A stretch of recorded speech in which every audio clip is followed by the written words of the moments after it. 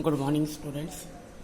Last ਦੇ ਵਿਚਕਾਰ ਅਸੀਂ ਈਕੇ ਡਾਇਗਰਾਮਸ ਦੇ ਵਿੱਚ ਸਿੱਖ ਲਿਆ ਸੀ ਕਿ ਜਿਹੜਾ ਆਪਣੇ ਕੋਲ ਕ੍ਰੋਨਿਗ ਐਂਡ ਪੈਨੀ ਮਾਡਲ ਹੈਗਾ, ਉਸ ਮਾਡਲਸ ਤੋਂ ਅਸੀਂ ਇੱਕ ਗੱਲ ਕਨਫਰਮ ਕਰ ਲਈ ਸੀ that energy is not totally dependent upon k values। ਜਦੋਂ ਅਸੀਂ ਫ੍ਰੀ ਇਲੈਕਟ੍ਰੋਨ ਥਿਊਰੀ ਦਾ ਕਨਸੈਪਟ ਲੈ ਕੇ ਚੱਲਦੇ ਹਾਂ, that is in case of free electron theory I can say energy E is equals to h bar square k square upon 2m। That means energy is totally dependent upon k values and it varies as the parabolic function because energy E is directly proportional to square of k. But according to Kronig and Penny model, we confirmed that energy is not totally dependent upon k values and it is not directly proportional to k square. That's why when we talking about the graphical representation, then curve is not properly parabolic in nature। ਤਾਂ ਜਿਹੜੀ ਇਸਦੀ graphical ਰਿਪਰਜੈਂਟੇਸ਼ਨ ਹੈਗੀ ਹੈ, ਅਸੀਂ ਉਹ E ਤੇ K value ਦੇ ਵਿੱਚ ਇਸਨੂੰ ਸਟੱਡੀ ਕਰਾਂਗੇ।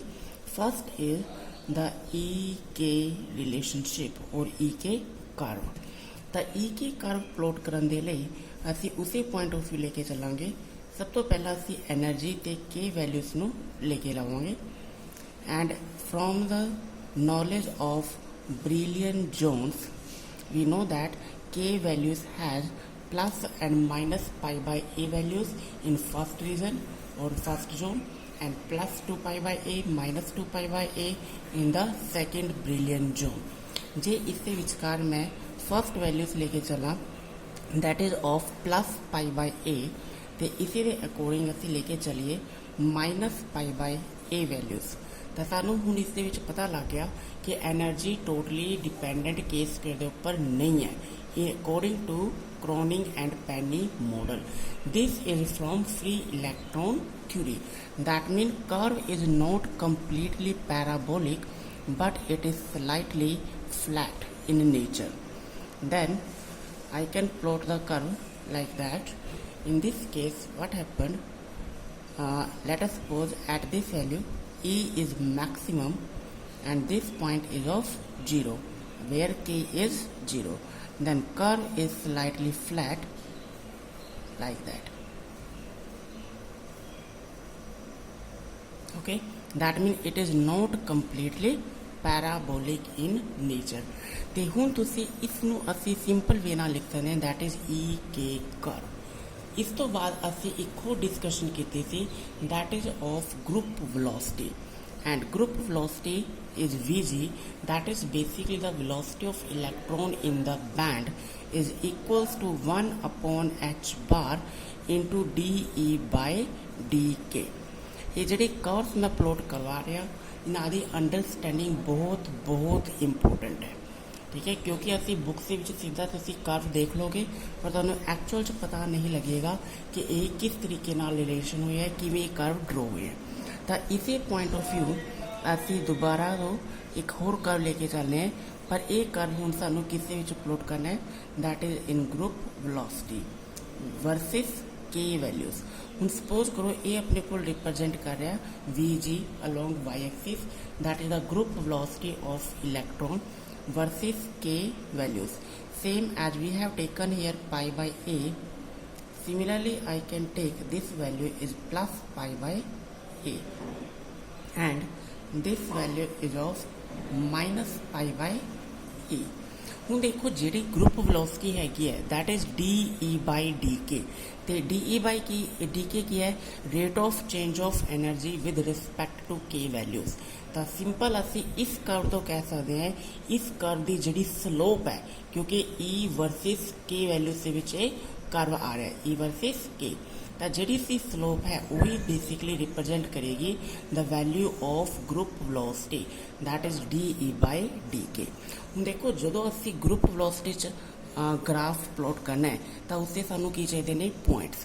तो इस सब तो इंपोर्टेंट पॉइंट ले लो 2-3 eight van k is 0।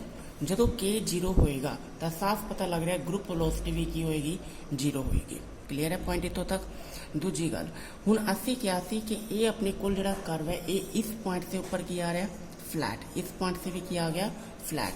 That mean जे इस पॉइंट से ऊपर फ्लैट कर्व हैगा तो असीं कह सकते its slope is equals to 0 है। Okay, similarly at this point slope is also equals to 0। तो जे दोवें पॉइंट से ऊपर स्लोप की वैल्यू 0 हैगी है तो इससे कोरसपोंडिंग ग्रुप वेलोसिटी की वैल्यू इत्थे ते इस पॉइंट से ऊपर की होएगी 0। दैट मीन सानू दो पॉइंट्स मिल चुके हैं जिथे ग्रुप वेलोसिटी की है 0 है। पर जे इस पूरे कर्व दे विच तुसी देखो तो मैनूं लगदा इस पॉइंट से ऊपर मैक्सिमम स्लोप है। That is the value of DE/DK is maximum eight this point. That mean maximum slope that is at this point. Say this point is O, this point is say I am taking A and say this point is say B। ਤਾਂ ਹੁਣ B ਦੇ corresponding ਜੇ ਅਸੀਂ इस point से according group velocity ਨੂੰ define करिए तो ਅਸੀਂ लिख सकते हैं कि इस पॉइंट से ऊपर ग्रुप वेलोसिटी की वैल्यू की है मैक्सिमम है, इस पॉइंट से ऊपर ग्रुप वेलोसिटी की वैल्यू की है मिनिमम, तो इस पॉइंट से ऊपर भी की है मिनिमम दैट इज 0। तो इससे अकॉर्डिंग जो असी कर्व प्लॉट करांगे तो कर्व कुछ इस तरीके के नाल प्लॉट होएगा। गल पल्ले पै गई। तो हुण असी इस तो कह सकते हैं इस कर्व तो इस कर्व नूं असी प्लॉट किया है। तो ये सारा अपने कोल की है 0 to +π/a। Similar nature will be formed from 0 to -π/a but in the negative sense. तो इसी पॉइंट से अकॉर्डिंग असी नैगेटिव सेंस के विचकार इसमें इस तरीके नाल प्लॉट कर सकते हैं। ओके पॉइंट इतों तक। तो ये असी एक ग्राफ प्लॉट करते हैं that is of velocity of electron in the periodic ions that is in the material in the lattice. तो इस विचकार असी शो किया group velocity versus k the points of maximum velocity corresponding to the k values is known as the points of inflection. कहने का purpose ये है वो वाले पॉइंट्स जिस पॉइंट से ऊपर वेलोसिटी मैक्सिमम हैगी है corresponding to k values, those k values say taken as +k1 and say this is -k1 are known as points of inflection. जेड़े पॉइंट से ऊपर के दी ओ वाली वैल्यूज जिथे ग्रुप वेलोसिटी की वैल्यू मैक्सिमम हैगी है वो वाली के वैल्यूज में असी की बोलते हैं points of inflection. This point and similarly this point. Clear. हुण उस तो बाद असी स्टडी करन लगे हैं इफेक्टिव मास।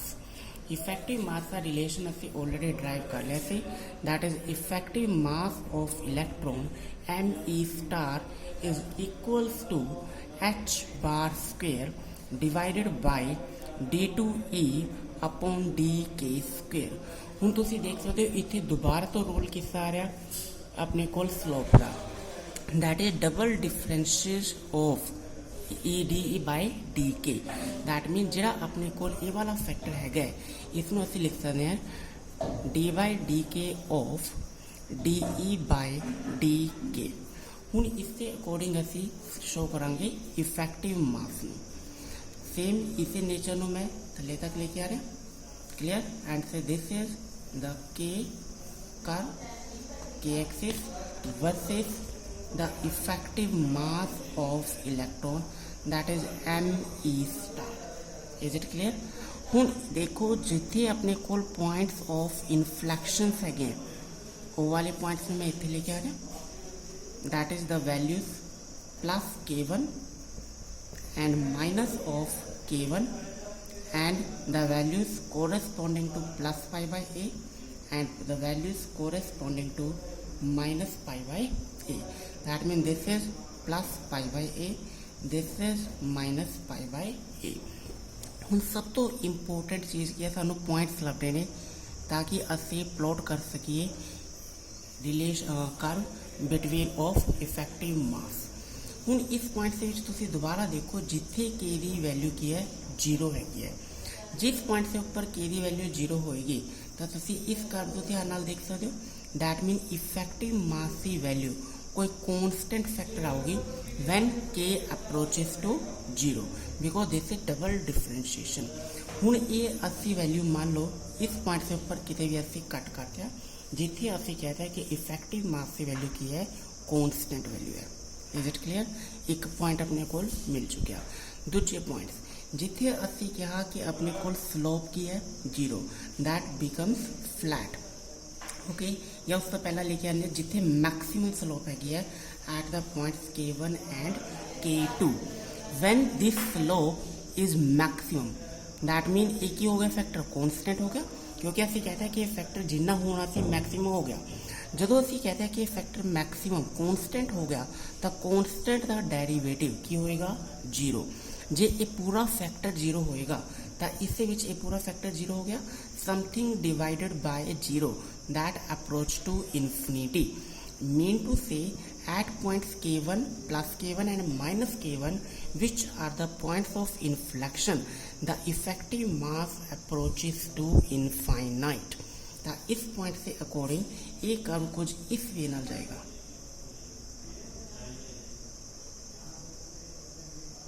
गल मैनू लगता कि तुहानू समझ पै गई होगी। ठीक है, जिमें जिमें असी प्लस K1 या माइनस K1 दे विल अप्रोच करना स्टार्ट करांगे this is I have not completely infinite approaches to infinite in physics.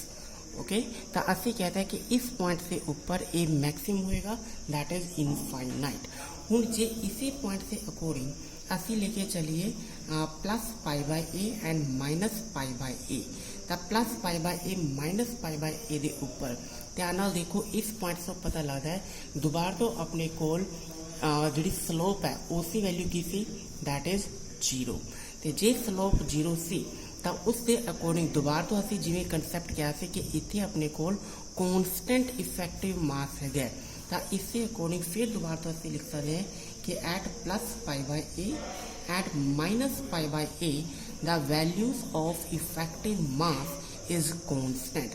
कितना कॉन्स्टेंट? जिन्ना वैल्यू इतने सी उन्नी ही सेम वैल्यू इस पॉइंट से ऊपर होगी। Let us suppose this one तो सानू पता है कि जे ए वाली वैल्यूज अपने को कॉन्स्टेंट इफेक्टिव मास की हैगी है at points K1 plus K1 and minus K1 and at sorry plus pi by a and at minus pi by sorry this point is here basically yes. Okay, तो जिमें जिमें असी K1 ते plus K1 ते minus K1 वाल approach करांगे तो ये वाली वैल्यू दोबारा तो किस अप्रोच करोगी इनफाइनाइट नो पर पॉजिटिव च नहीं जाओगी ये किस जाओगी नैगेटिव से विचकार तो कर्व बेसिकली इस तरीके नाल प्लॉट होएगा। गल समझ पा रहे हो? ठीक है, तो ये कर्व अपने कोल किसका है effective mass of electron that can be positive that can be negative and it can also be constant. जिस पॉइंट से ऊपर असी क्या कि ये वैल्यू की है कॉन्स्टेंट हैगी है तो इस पॉइंट से ऊपर असी लिख सकते हैं effective mass of electron is equals to the free mass of electron. Free electron theory के अकॉर्डिंग जो मास है तो इफेक्टिव मास ऑफ इलेक्ट्रॉन जो है इस पॉइंट से ऊपर दोवे की होंगे कॉन्स्टेंट होंगे तो इस पॉइंट से अकॉर्डिंग असी कह सकते हैं effective mass approaches to infinite and at this point effective mass is infinite as well as positive and at this point effective mass me star is equals to negative।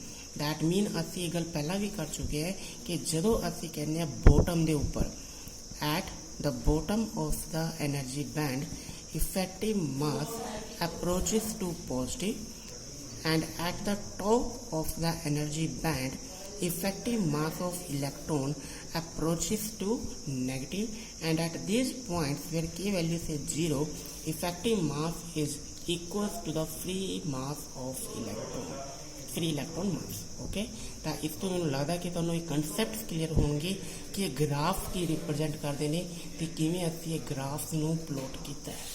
Thank you.